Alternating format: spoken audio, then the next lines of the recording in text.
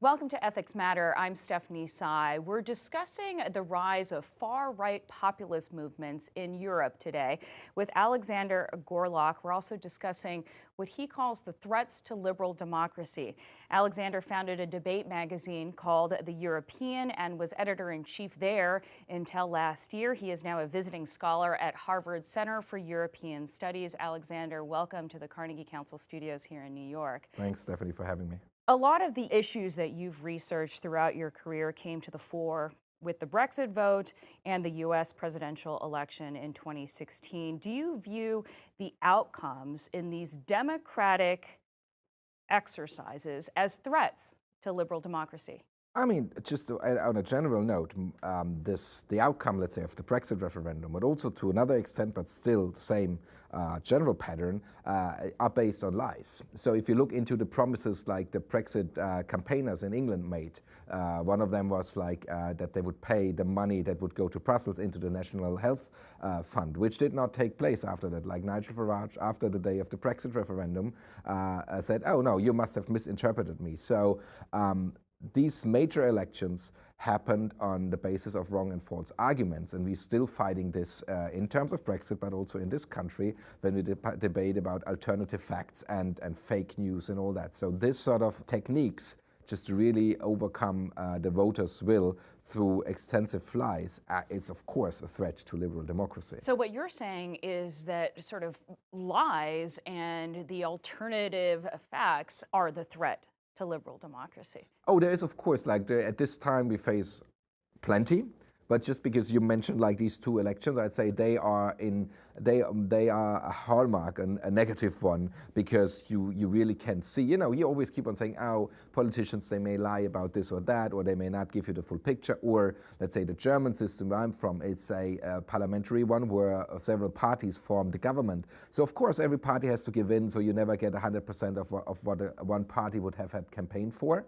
So it's but this is a total new dimension where you have polarized societies, already polarized societies, where this or that lie may just like tip the result over the edge, like 48 to 52 in the Brexit referendum. I mean, you can totally see that it was like a tiny margin by which this existential decision for the United Kingdom was made upon. And let's talk about that and what happened in the U.S., because President Trump, of course, won the Electoral College, but he lost the popular vote by some 3 million votes to Hillary Clinton. That did raise the question of other aspects of the U.S. constitutional system. Do you think that the system undermined itself in some ways? I think this debate you guys have, like, I mean, it's not the first time you talk about this, that the popular vote and the Electoral College do not match. And I mean, if you would ever want to fix that, you would have to, of course, to do this before an election and afterwards. The debate about this is, can democracy overcome itself by its own means, as in elections? So, and I mean, being from Germany, it's always like easy to see that this can happen, because Adolf Hitler did not attain power by a military coup or whatever. He was elected, and he was elected on an agenda, on a program that, of course, after that unfolded and got more cruel and violent as he may have campaigned for, or he has campaigned for. But still, of course, there is always a threat that democratic people do not want to be governed by democracy anymore. You see, and I have a dear colleague at Harvard, Yasha Munk, who did researches on that. You do surveys and you ask people more or less indirectly to figure out how fond they are of liberal democracy, and they get sentences to sign upon and say yes or no. And you find his findings, his and his colleagues' findings were that the approval rates of liberal democracy shrink in Western societies, so that people may prefer to live in a secure environment more than in a free one. And so we are at the time where the measures of liberal democracy are new negotiated, new discussed, or undermined by people like Farage in England. Some people call these illiberal democracies. Is that a phrase that describes the phenomenon that we're seeing in the United States? This is even going back to Plato and the question what a fair and a just and a wise reign or form of government would be.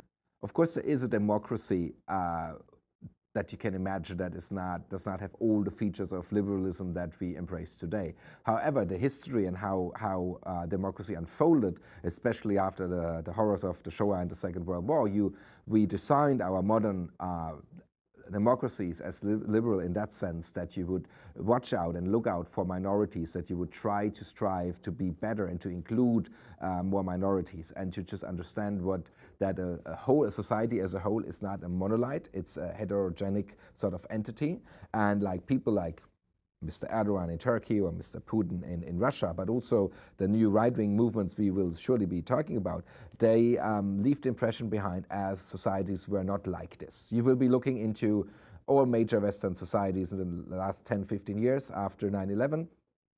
They have come up with surveys and debates about who are we. So what does it mean to be French? What does it mean to be German? What does it mean to be English?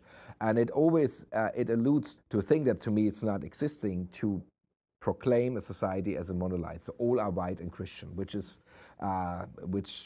you go on the street of New York, you see that's not the case. Is that something that the far-right movements in Europe have in common with what's called the alt-right movement in the US, that feature of white Christianity? Actually, it's very interesting because the approach to society and what society will stand for. There is, even though we are all referred to as the West, there is a difference between how the Western Europe faces that or sees that, or the United States. And I guess the main difference is how we approach history, how we understand history.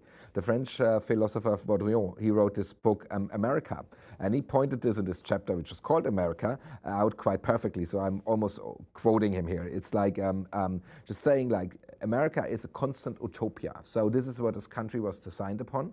So you live always in the future present. So you do not care so much about the past. And he would say, like, when the settlers came from east to west, they came into landscapes which were vast and big. And if you look into the role model of an American city, it would rather be like, let's say, Dallas or Houston than New York. So you have the vastness and the spread out country, where he would refer to that history that the settlers brought with from Europe. Has vanished, or just outspread within the territory. Whereas in Europe, whenever you debate something today, it always has a referral to the past. So when we now debate these right-wing movements, we discuss a lot about what happened in the 30s, in the last century. Is this the uprising of a new Hitler? Yes, no. And obviously it's not, because there's 70, 80 years in between, but still we make references to history. And I guess this country is not so much burdened with or doesn't give so much about this historical framework as Europeans would naturally do. So why I say that is that, yes, it is a same, it seems from the outside to be similar, but I'd say the historic memory in Europe is a different one than in this country. But the issues overlap in many cases. Anti-globalization sentiment in the United States, also reflected in the Brexit vote and in the rise of far-right movements in other countries, including Germany and France, the anti-immigration sentiment that comes from that. And some of the cultural values seem to overlap in the movements as well. Well, I mean, the overall subject to keep the West together is neither followed by Theresa May in England nor by President Trump. I mean, he congratulated the people of the United Kingdom on Brexit. I mean, this is just congratulating Europe on breaking up or being on the verge of breaking up. This is contradicting the policy of 70 years of United States presidents. I mean, this led us through the Cold War. We were like an entity as the West, and this seems to be, like, for me, utterly stunning that you now have a U.S. administration who does not really bother if Europe stands or not. And what does that mean? What impact does that have for the European Union to not have the support of the American government in the whole experiment? Yeah, I mean, this puts everything upside down that we know about the West. So when you say, okay, let's just follow that argument and say the right-wingers and the populists of all sorts in the West want the same, the destabilization of that, what is the West, doesn't play in the favor for the United States in total or to any European country. We have been seeing so many successes in this multilateralism in the last 70 years, so that you contradict, you know what happened, what the successes are of the past, and now you come up with an agenda that would totally destroy this order. And this poses this general threat to liberal democracy. So let me parse out what you just said. The successes of multilateralism, and I assume you're referring to that in a foreign policy sphere, and the stability of Europe, surely, since World War II, because of that multilateral world order. But what about the individual worker in the Rust Belt or in the equivalent of the Rust Belt in Europe who feels they have lost out to globalization and multilateralism? Well, I'd say actually, I mean, we do not know if they were even worse off if we would not have formed a unity to face globalization. Because of course you can now think about and dream about a world like in the mid-18th or 19th century, but reality is what is the case. And now we have the means of transportation and communication to create and uphold a global economic order. And of course, since authority and legitimate rule is still confined within the nation state, there is things that the nation state can work on, let's say the social welfare of its inhabitants, but it's not in total and full control of trade, let's say, or how finances go, how money goes throughout the So you're saying some of these far-right movements, which are anti-European Union, often for economic reasons, the austerity measures that have been unpopular in Germany, that they're not grounded in current realities? So what these right-wingers say is like, okay, we lost our sovereignty to the European Union. Right. Basically, that's not true. Every law that comes from Brussels is to be ratified in national parliaments. There is a European Parliament. You can always improve democratic institutions and the participatory means of the populace or the citizens of all the member states. But it's not the case that Germany or France or England, especially Madame Le Pen in France says that, and Mr. Farage after the Brexit vote said, now this is our Independence Day. This is just like totally false. It's not true. So you see, these are claims on which you oppose multilateralism, on which you oppose globalization, because you say it was taken away sovereignty from us. But what about the Schengen borders and the fact that Viktor Orban, who has aligned himself and was one of the first European leaders to endorse Donald Trump, he believes that sovereignty was at issue when it came to the migrant crisis.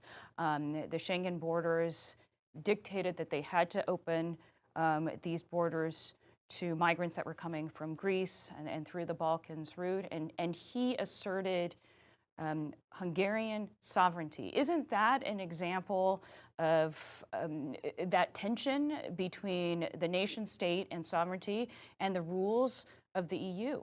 Sure, I mean the Dublin Treaty, that is like the foundation of how you take in refugees and how we distribute them within the European Union, has been flawed like from the very beginning, because you have coastal states like, let's say, Italy, and they face like a lot of influx from Northern Africa. And then some European countries will say, oh yeah, you just keep these refugees to yourself. And then they say, oh, but we have this treaty. So then the route changed and the Syrian conflict broke, and then the refugees came through the Balkan route, which then they would enter through other countries.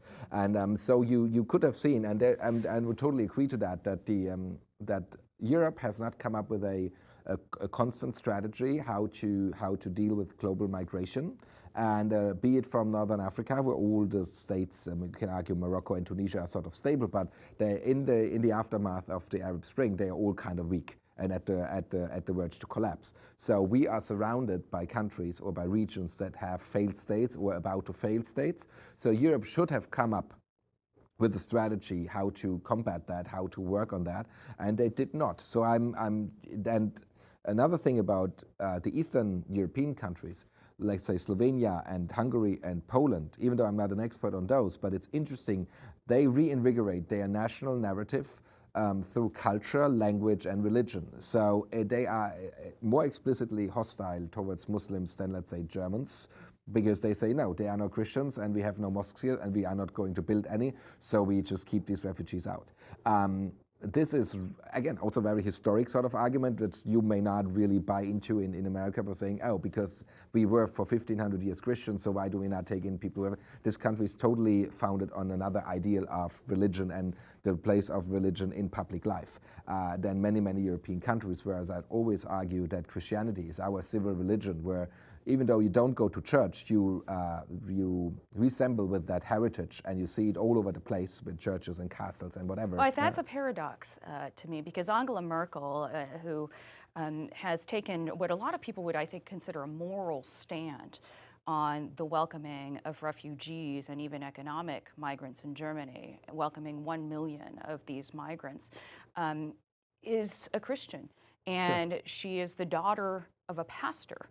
And yet what you're saying is those countries whose national identity is most aligned with Christianity sure, are the ones that are shutting their borders to refugees. In fact, but also Angela Merkel never said that she did take in the refugees on a Christian argument. This is always like supposed to be, and I think it's also like true to a certain extent, but Merkel would always say, okay, we have the Geneva Convention. We are somehow obliged to do that because we signed it, and we also, as in policy making, you have to, and we are in an ethics matter. It's also like politics is nothing without ethics. But coming back to what you were saying, the sociologist Elias Kennedy, he wrote this fascinating book, A Crowd and Power, in the 60s of the last century, to generally explain how Hitler and totalitarianism could come to power and rise.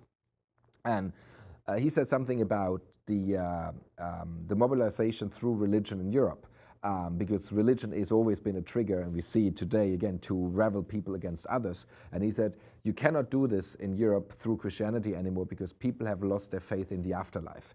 And I'm quite sure he's right about this, because I mean, I identify as Christian because this is my culture, which I grew up in. But if we now talk about angels and virgins and whatever, it's just kind of a different story. So you have what people in Europe, and of course they are true believers in that sense, and I do not want to argue about whether or not that's a good thing. It's just like saying the religious approach, the approach to religion in Europe is a more historic one, as I try to point it out, the differences between both our countries or hemispheres. So you would have an argument that is that you say you are a cultural Christian and not a real believer in that sense. So, but the heritage of enlightenment was, Kant was strict about it. He said, like, okay, what religion can provide in terms of moral and to make humans better, that's so welcomed, and that's what they should do. Whatever is liturgy and dogma and all that, whatever, we don't care about this. So again, going back to the rise of these far-right movements, what is the role of ethics and morality and these historical ideals of enlightenment? Where do they fall on the platforms of these new far-right parties? I think, and this plays into what I said about religion, what I said about culture already, is like we see, and this is part of their argument, we see a total lack of empathy. That you get the argument, we have to see the refugee crisis through our eyes and not through the eyes of the refugees. This is the most heartless thing I've ever heard. Because if people walk thousands of miles to just find a safe haven and they escape a war, you really, if you are a Christian or even a slightly ethical informed person, you should really have enough empathy to understand that nobody does this because he just or she likes it. It's not a fun tour. It's highly risky. You risk your life, the life of your family. And you see in all these debates, it narrows down to such simple principles that yet sometimes I think that half of the population has lost completely the empathy about that. And this doesn't refrain us from talking about how to integrate migrants, and it's always not easy, but the main and the counterpoint in ethics is to inform and help people to be like empathetic with other people and the destiny of other people. Is there a tension between being an empathetic citizen who believes in, Kantian virtues, do unto others as you would have them do unto you?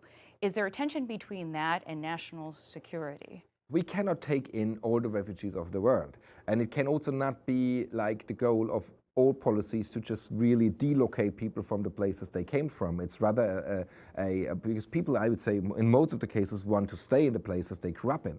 I mean, if you ask Syrian refugees, they didn't come for fun. Again, that's what I'm saying. Okay, some of them will end up to stay in Germany forever, and we will have a relation to Syria due to that conflict. But the vast majority of them, I'm quite sure, would love to return the earliest hour possible. So I guess these two are not really related in the first place, because national security is always an issue. I give you one thing. Angela Merkel, she did, to my opinion, she did one major mistake after she took in the refugees.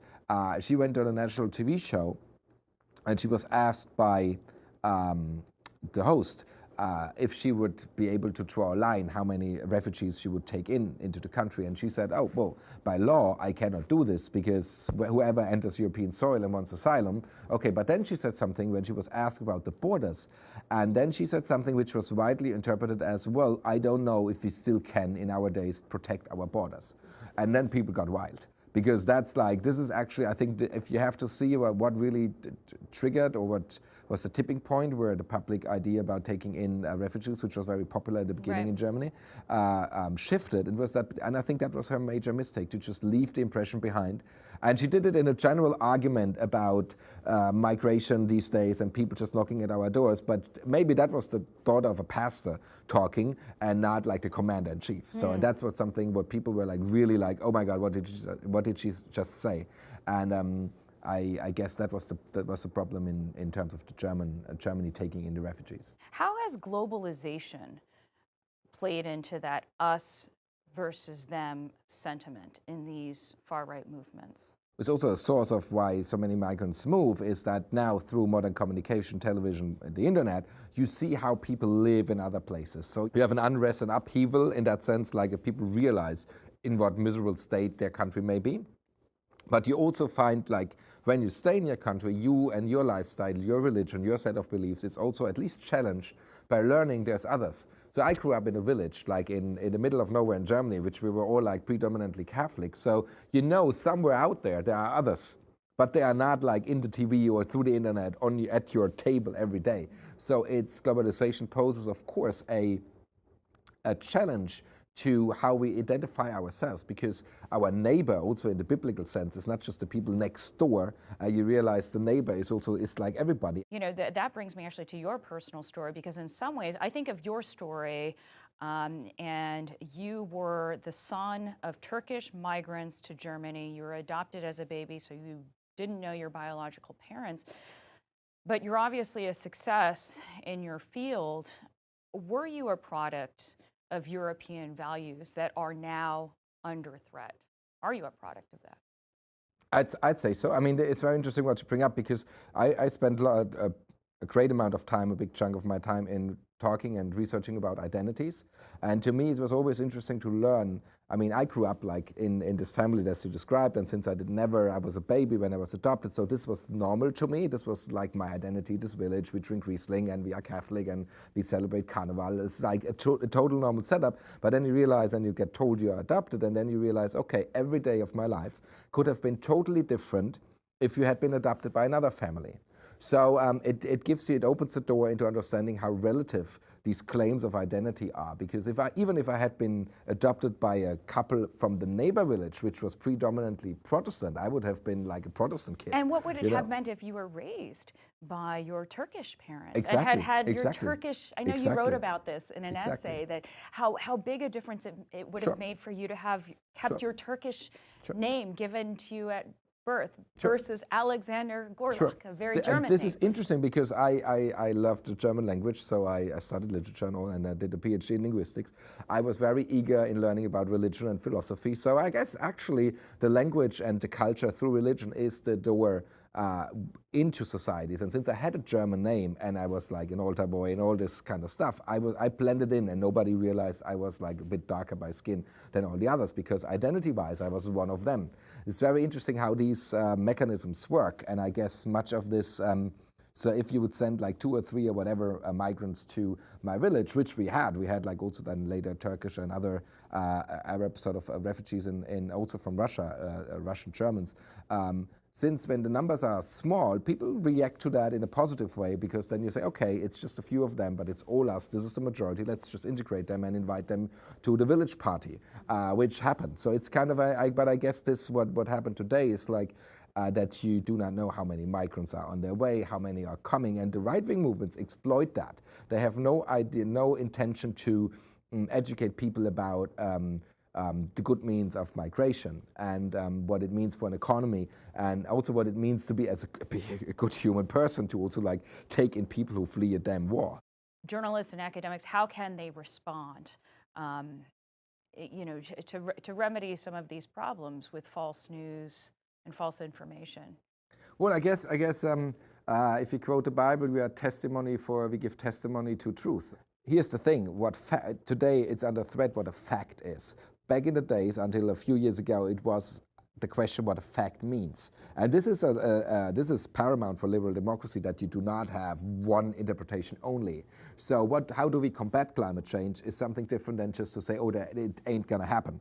So so I think there's a certain fragility for societies in that if you have vital debates about what facts means. But today we really have to reinforce or reinvigorate just like the love for facts, to just say, okay, this is what we know, this is the data we have, what can we make out of it in terms of policy, but also in terms of business, but also in terms of societal process. And you also have to call a lie a lie. It's just because that's also something I think that if you look into the strategies of Mr. Putin or Mr. Erdogan, whatever, you tire people with like your version of reality, and at some point they will not say, oh, that's utterly false. They would just say, I don't care. And that's actually the strategy to calm and silence the people, just give them a fatigue about it. And this is something where academics and journalists have to kick in and say, no, this is not going to happen. Alexander Görlach, thank you so much. Thank you.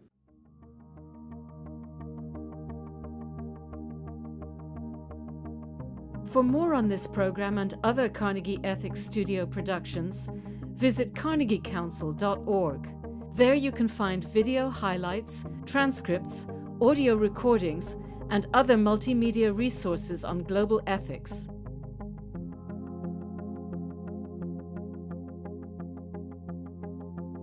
This program is made possible by the Carnegie Ethics Studio and viewers like you.